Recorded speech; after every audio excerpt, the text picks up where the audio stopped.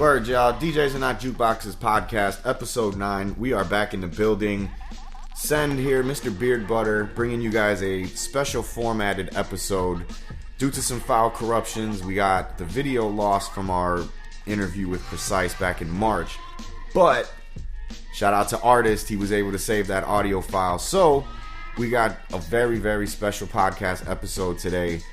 All revolving around the homie Precyse and everything he's been doing for the culture for many, many years now. He's been involved in it for a long time. He's a personal mentor of mine as well. So I appreciate the fact that he gave us some of his time. So we always appreciate the fact that y'all give us your time. Check out the homie Precyse. Make sure you guys continue to subscribe and comment on everything that we do because we are appreciating it. What's up, y'all? This is a moment with my guy DJ Precyse right next to me. Yo. How you doing today, man? I'm doing good, man. Shoot, feels good. Welcome back to Chicago, dude. Yeah, doing, man. Yeah, man. Good to be back here. Yeah, how is teaching at Scratch in Atlanta right now? Oh, see, that's funny. You asking questions about something I'm not doing anymore. Oh shit, run that back. So, no, yeah. Okay, go for it. So, well, anyways, like, I'm actually cool. It's actually cool, but like, they pulled out of the location down there, so like, they're actually not doing the school. Oh, really? Yeah. Oh, wow. But I'm doing my own shit. Like, I'm doing my own stuff. Like, You're teaching? Yeah. Oh, nice. Yeah. I've been doing classes down there since shit like beginning of January. Yeah, man. I just like running my own shit. I run a space out there. I got a space out of Marietta. But like basically everybody that was like coming to see me over there, like at the old spot, like they just come to me now and like still continuing it on, you know? Like I still get people that want to like learn how to use all the new shit. They want to learn how to use turntables. They're coming from a controller or something. You know, they want to ask questions about scratching. They're like, yo, how do I get cleaner and all that? So I was like, well, shit, man. I mean, they're gonna close the spot. Like, I still want to like maintain your clients, right? I still want to like, yeah. I mean, and there's like so many people that still want to like continue on and learn stuff. So I'm like, well, I'm just gonna go and run a spot, continue on with the classes, and it's been going good, man. That's like, good to hear. Yeah. It's cool. Yeah, I mean, and with the blessing of the guys too, man. So it's all good. Like, you know, they were like, yo, because we're not gonna be there anyway. So yeah, man. You know, it's no like conflict of interest. No, that's fair. That's fair. What? That's So funny. you kind of came. You were battling pretty heavily in like the late '90s and like the early mid 2000s. Yeah. What led you to teaching? Well, man, teaching, I think because I would always end up being the troubleshoot guy. Like, I think that's kind of like what happened, man, is like, I'm always troubleshooting over the phone for people. And like, I've always been a technical savvy good person.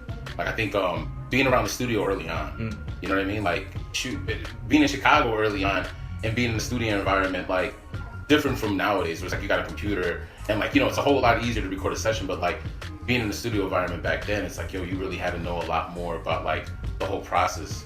Like, like finding a space that you can record in, like the kind of equipment that they had inside, like, just seeing like the whole process of them recording and like you having to be on point like with your vocals so that way like you have to spend a lot of time with editing and all that. But just watching the engineers, because I would always be in there to do cuts. Like people would ask me to do scratches. So I would just be in there just watching the engineers like work with the different MCs and whoever's like laying down like instruments or whatever. Like, man, I'm up next, man. Like, I just want to get it down in one take because I know this is costing like studio time. You know what I mean? But like going into the new era where it's like all digital, like I'm seeing the advantages, and like I could tell people that like, yo, working with the digital system, there's some shortcuts there. You know what I mean? So like coming from that background and even dealing with records, it's like I had that background of being analog, but then seeing the advantages of going digital with the CDJs. Like I was able to do things in the studio like, yo, I can scratch your verse that you just laid down. You know what I mean? Sick. Yeah. Like little things like that, man. So I was starting to gain a lot of perspective, and like people would just call me up like, yo, man, I'm having some trouble with my CDJ right now. I was doing this and that. I'll be like, oh, okay. You probably got it in phono or something. You know what I mean? Like, right. Little things like that. And then, just one day, man, I just got a call from, it was weird. This dude Hopper from, Scratch DJ Academy. Hopper called Shout me out up. to Hopper. Yeah, shout out to Hopper. So he reached out to me. He was just like, yeah, man, we're gonna open up a spot in Atlanta. Would you be down to be a part of it? You know what I mean? Like if you'd be down with it, like, yo, it'd be cool to meet up. So I met up with them. I had a good talk with them, and then found out that like, yo, all the homies worked for the spot. So like, so it was definitely somebody who was just like, yo, we should definitely fuck with this guy. He knows a lot of stuff. And then he was like Esquire, Dirty Digits, something Immortal. I had good homies like just inside the spot already. So it was just like, yo, definitely fuck with this dude. But yeah, man. I mean, yo, I definitely say like being up here during that time, like shit, I wouldn't have learned as much as what I've learned. Like. And I've been around a lot of different producers. Yeah, and now you're kind of just spreading that wisdom, among students. And shit, Doug Infinite, man. Shit, Doug Infinite. Shout out to Doug, man. Yeah, all day, man. Shit, fucking Doug, man. Like, yo, like that dude taught me all the digital shit. Like, as soon as everything started going over to that side, Like, you know, he was one of the first persons to show me like Cubase, fucking Pro Tools, fucking going into Logic, going into like Ableton, all that kind of stuff, man. Like, just showing me like even how to like set up a driver. You know what I mean? Like, yo, like when you're dealing with like records and never really having to fuck with a computer before, there's like this whole other language that you have to learn. You know what I mean? Yeah. And so like, you know, I would be that person that's like, I want to be up to date, but like, you know, I'm more hands-on.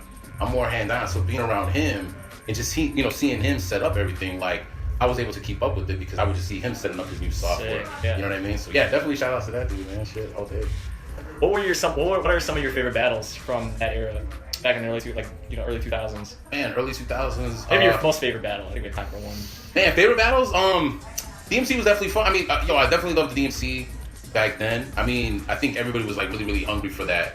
Like, you know, just that feeling. Like, you know, you couldn't find it just at any spot. Like, yo, it's funny, this one dude that walked up to me in the spot today, he's like, yo, man, I don't know if you remember me, man, but like, I was in a battle with you like in 97, man. At this place called, dude, what the fuck was it called? It was like, it was a piano spot, man. It was like Velasco's or some shit. He's like, yo, you remember from that battle, man? I was like, yo, that's crazy. I was like, yo, that was a long time ago. Just him dropping the name. Yeah. Like, yo, that's right. Like, it was a DJ battle in a piano store. You know what I mean? Like you gotta like, you know what I mean? Like, you were really like looking for that stuff back then. Right. You know what I mean?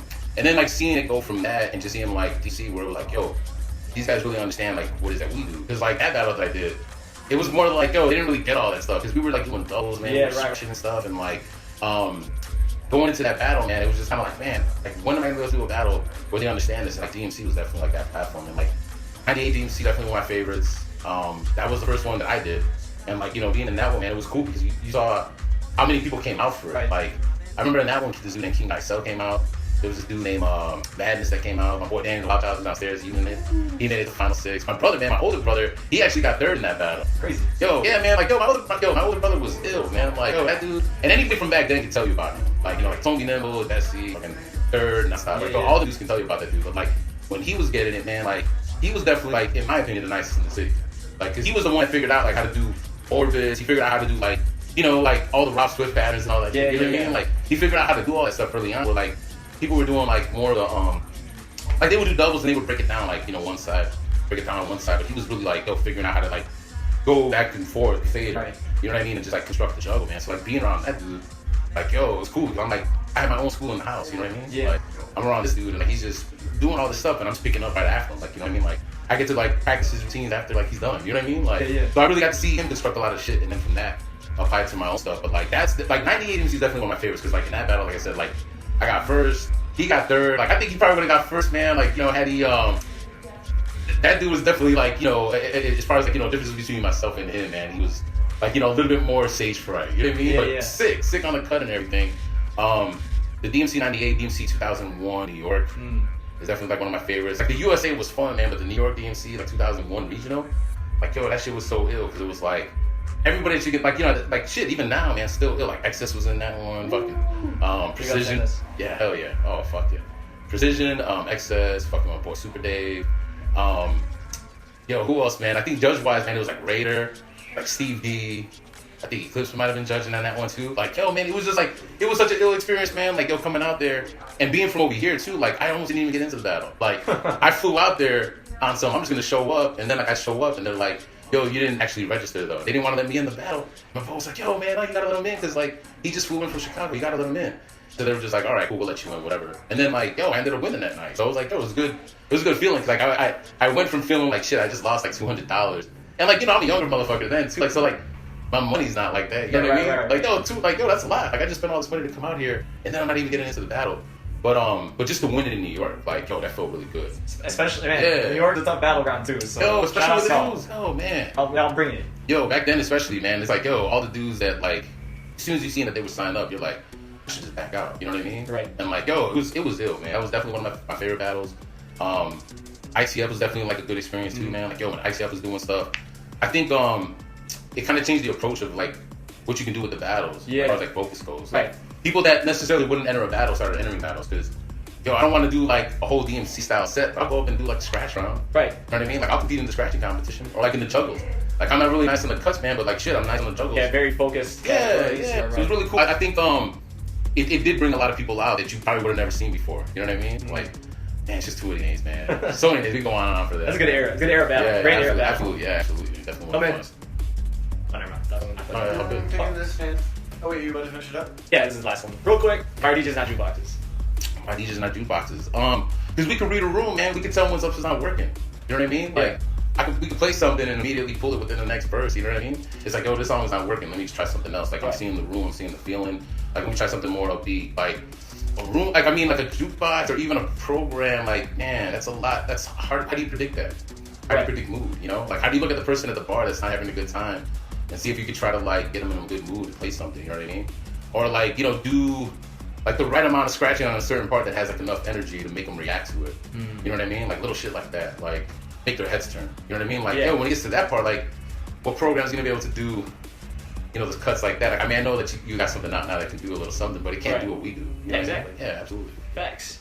Well, all day. I don't know, I think I ran up into the car. That's perfect though. That's perfect. Oh, cool. I don't. Yeah. That's perfect. Cool. Yeah, we don't even do that, no?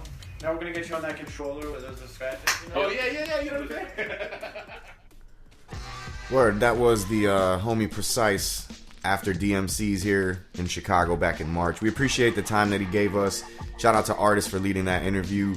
Be sure to hit up djsarnotjukeboxes.com. Of course, as always, we have a kind of a spring cleaning sale going on right now. 50% off all the remaining merch. We're going to be putting in a whole new line of stuff coming up.